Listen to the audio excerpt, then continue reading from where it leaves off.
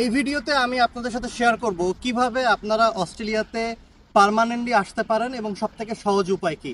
তবে সে বিষয়ে কথা বলার আগে আরেকটা বিষয় একটু শেয়ার করতে চাই, সেটা হচ্ছে যে আপনি চাইলেই পৃথিবীর যে কোনো বিশ্ববিদ্যালয়ে সম্পূর্ণ বিনামূল্যে পড়ালেখা করতে পারেন, A to Z বিনামূল্যে, এবং সেটা পড়ালেখা করা সম্ভব।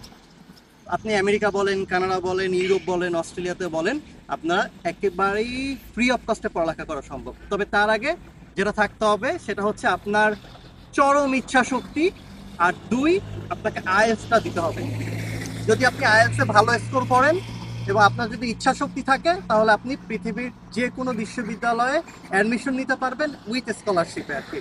তবে এর জন্য আপনাকে প্ল্যানিং করতে হবে। আপনি যদি মাস্টার্সে যেতে চান, সেই প্ল্যানিংটা করতে হবে আপনাকে অনার্স ফার্স্ট ইয়ারে এসেই।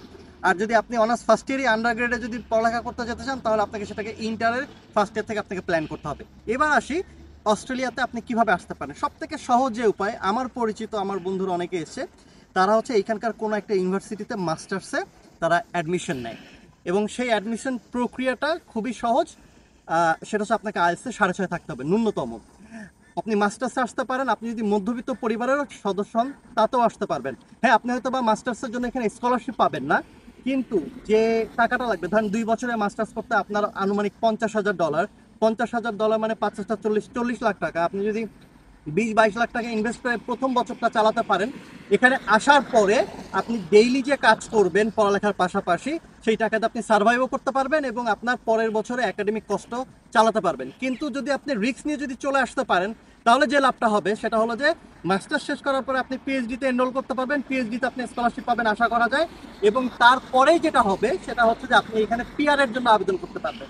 তো অস্ট্রেলিয়াতে স্থায়ীভাবে বসবাস করার প্রথম এবং সহজ উপায় হচ্ছে স্টুডেন্ট ভিসা নিয়ে অস্ট্রেলিয়াতে আসা আর কি। তারপরে ধাপে ধাপে আপনি এখানে কেরিয়ার করতে পারবেন, সিটিজেনশিপ পেয়ে যাবেন, এবং আমার মনে হয় যে আপনার ভবিষ্যৎ প্রজন্ম খুব ভালো থাকবে। ভিডিওতে দেখার জন্য অনেক অনেক ধন্যবাদ।